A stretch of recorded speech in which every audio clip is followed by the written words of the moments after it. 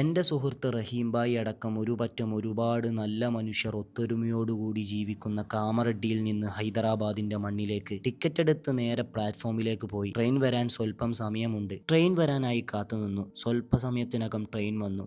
Ticket എടുത്തത് ഹൈദരാബാദിലേക്കല്ല, സിക്കന്ദരാബാദിലേക്കാണ്. സിക്കന്ദരാബാദിൽ ഇറങ്ങിയ ശേഷം ബസ് വഴി ഹൈദരാബാദിലേക്ക് പോവാനാണ് ഉദ്ദേശം. 1.5 മണിക്കൂറിനുള്ളിൽ സിക്കന്ദരാബാദിൽ എത്തിച്ചേർന്നു. ഇറങ്ങാൻ നേരത്താണ് ഈ അടി കാണുന്നത്. ഇന്ത്യൻ ട്രെയിനിലെ സ്ഥിര കാഴ്ച. വലിയ പുതുമയൊന്നുമില്ല. ഇറങ്ങി പെട്ടെന്ന് തന്നെ സിക്കന്ദരാബാദ് സിറ്റിയിലേക്ക് നടന്നു. ഈ കാണുന്നത് സിക്കന്ദരാബാദിലെ അറിയപ്പെട്ട ബിരിയാണി റെസ്റ്റോറൻ്റ് ആണ്.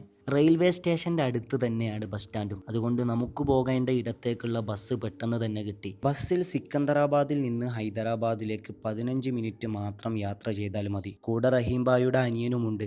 എൻ്റെ ജീവിതത്തിൽ ആദ്യമായിട്ടാണ് ഞാൻ ഹൈദരാബാദിലേക്ക് വരുന്നത്. അതുകൊണ്ട് തന്നെ കാണുന്ന കാഴ്ചകളൊക്കെ എനിക്ക് പുതുമയുള്ളതാണ്. പറഞ്ഞ പോലെ 15 മിനിറ്റിനുള്ളിൽ എനിക്ക് ഇറങ്ങേണ്ട സ്ഥലത്ത് ഞാൻ എത്തി. അവിടെ എന്നെ കാത്തെൻ്റെ സുഹൃത്ത് സാഹിൽ ഭായി ഉണ്ടായിരുന്നു. ഒരു വർഷങ്ങൾക്ക് മുൻപ് അംജദിയിൽ ഞങ്ങൾ ഒരുമിച്ച് പഠിച്ചതാണ്. സാഹിൽ ഭായിയെ കുറിച്ച് ഒരുപാട് പറയാനുണ്ട്. അത് ഞാൻ പിന്നെ പറയാം. വന്നപാടെ എന്നെ കയ്യോടെ കൂട്ടിക്കൊണ്ടുപോയത് ഹൈദരാബാദിലെ തന്നെ അറിയപ്പെട്ട ഒരു ബിരിയാണി കടയിലേക്കാണ്. ഹൈദരാബാദ് എന്ന് കേട്ടാൽ നാവിൽ വെള്ളം വരുമെന്ന് പറഞ്ഞു കേട്ടിട്ടുണ്ട്. ആ പറഞ്ഞ വാക്ക് അന്വർത്ഥമാക്കും വിധമായിരുന്നു ഹൈദരാബാദിൽ ഞാൻ കണ്ട ഓരോ കാഴ്ചകളും. അതിനിടക്ക് കഴിച്ച ബിരിയാണിയെ ദഹിപ്പിക്കാൻ വേണ്ടി ഒരു സോഡ കുടിച്ച് ഞങ്ങൾ ഹൈടെക് സിറ്റി കാണാൻ പോയി. ബാംഗ്ലൂരു കഴിഞ്ഞാൽ ഇന്ത്യയിലെ ഏറ്റവും വലിയ ഹൈടെക് സിറ്റി ഹൈദരാബാദ് ആണെന്ന് തോന്നിക്കും വിധമായിരുന്നു ഞാൻ കണ്ട കാഴ്ചകൾ. സത്യത്തിൽ അതങ്ങനെയാണ് കേട്ടോ. ഇന്നത്തെ കാഴ്ചകൾ ഒരു ചായ കുടിച്ച് അവസാനിപ്പിക്കട്ടെ. വീണ്ടും കാണാം. അസ്സലാമു അലൈക്കും വറഹ്മത്തുള്ളാഹി.